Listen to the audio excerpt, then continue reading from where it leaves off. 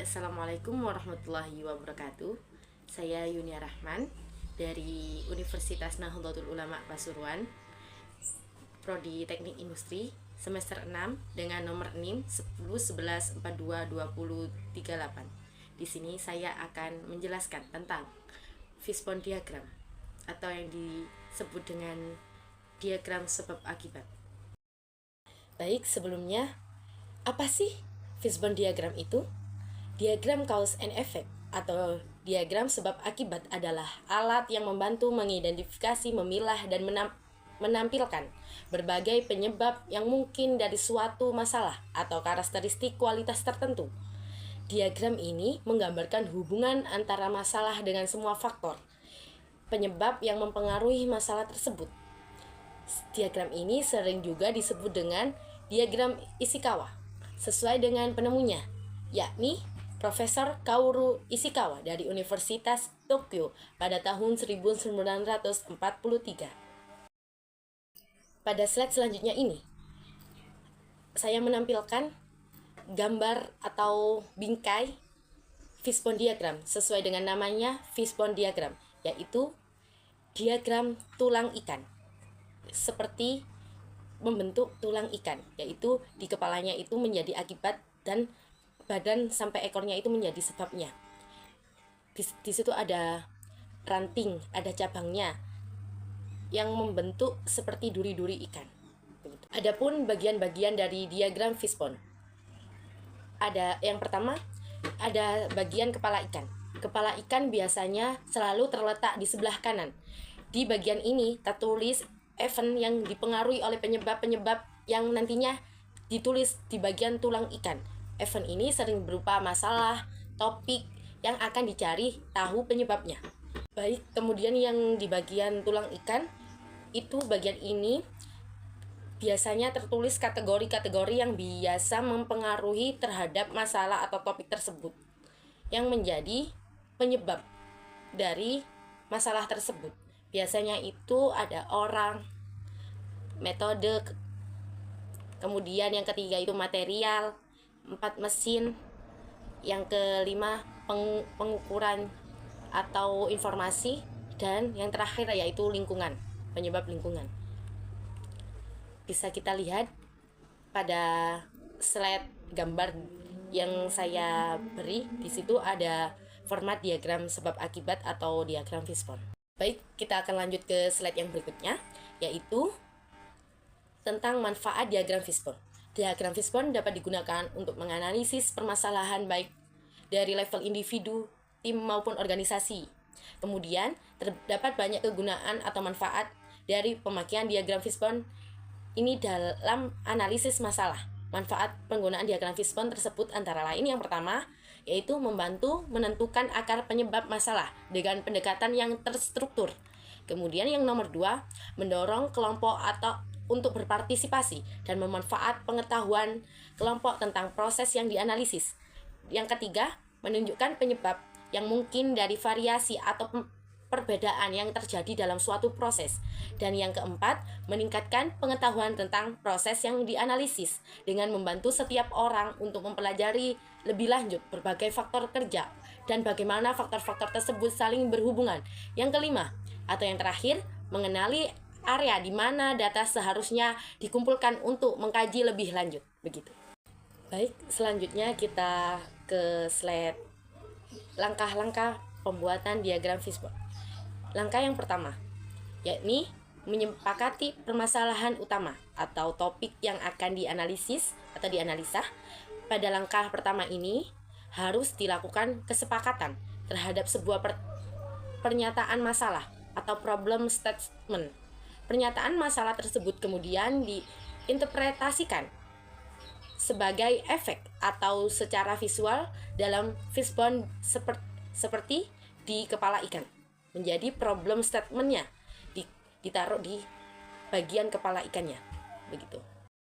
Kemudian untuk langkah yang kedua dari pembuatan diagram fishbone yakni mengidentifikasi penyebab masalah dengan metode brainstorming. Pada tahap kedua ini dilanjutkan dengan pengisian penyebab masalah yang disepakati.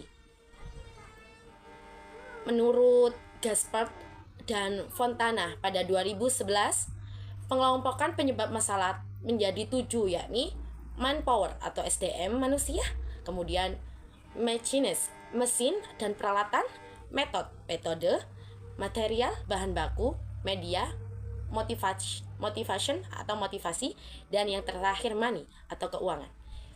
Kita bisa melihat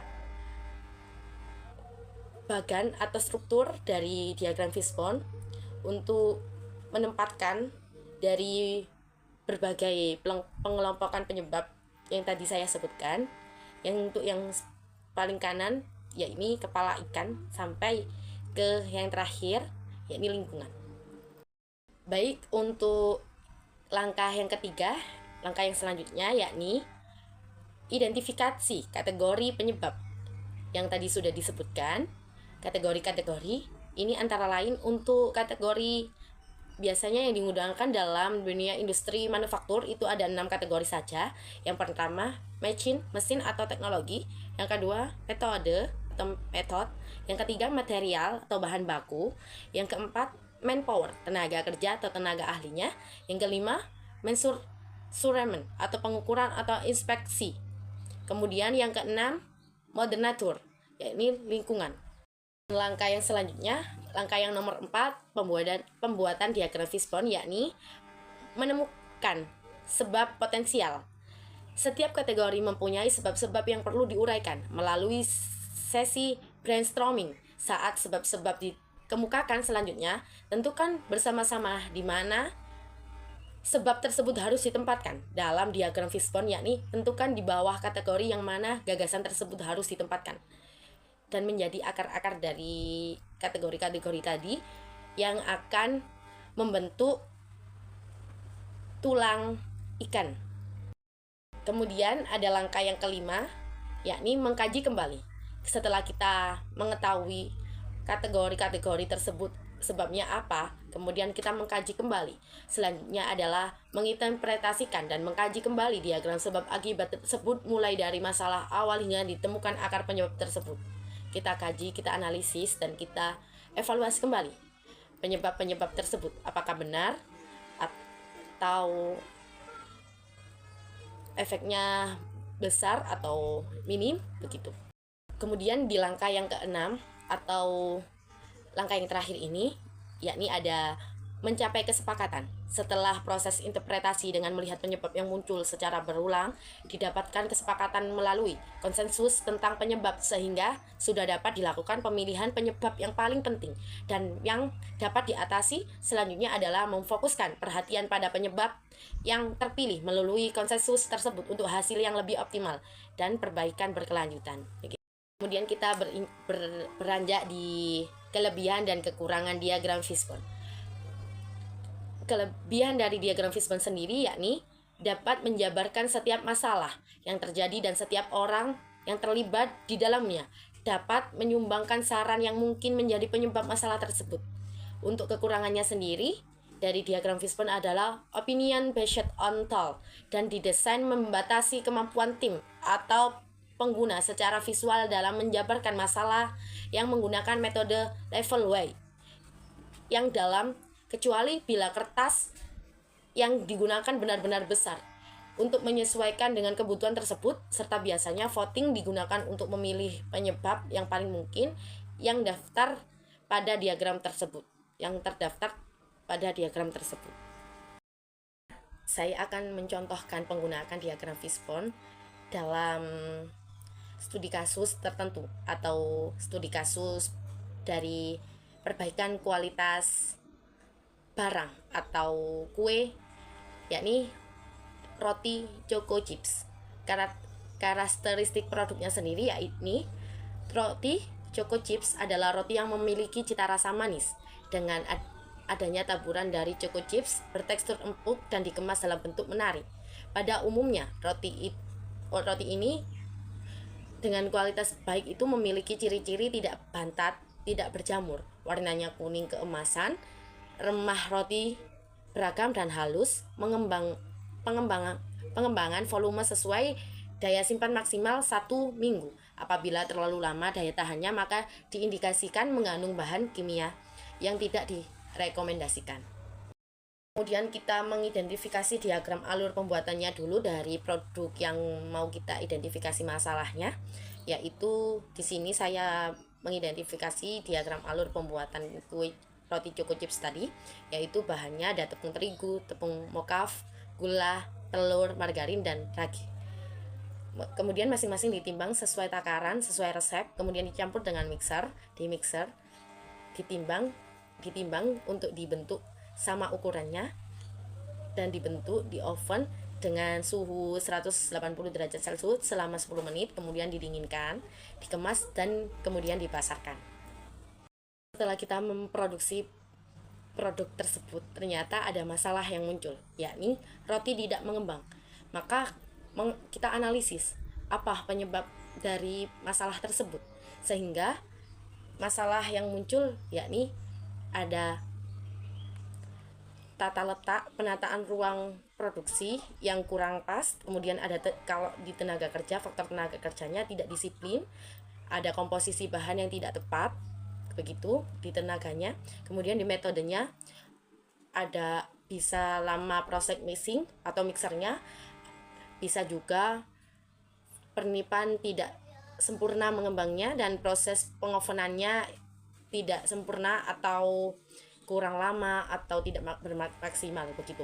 Kemudian di bahan baku ada kebanyakan air atau kualitas raginya yang kurang bagus, atau raginya itu yang ketika dicampur dengan air dia tidak mengembang begitu, atau ada di faktor peralatannya, neraca tidak valid ketika kita menimbang bahan baku tersebut tadi, atau mixernya tidak konsisten, atau ada problem errornya di mixernya begitu.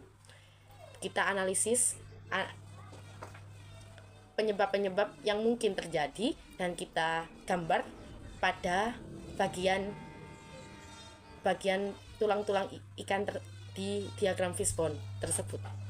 Kemudian kita setelah menganalisis penyebab dari masalah tersebut, yakni masalah dari kuenya yang bantat atau tidak mengembang, maka kita mengkaji kembali masalah yang signifikan, masalah yang menjadi penyebab terbesar atau dampak terbesar dari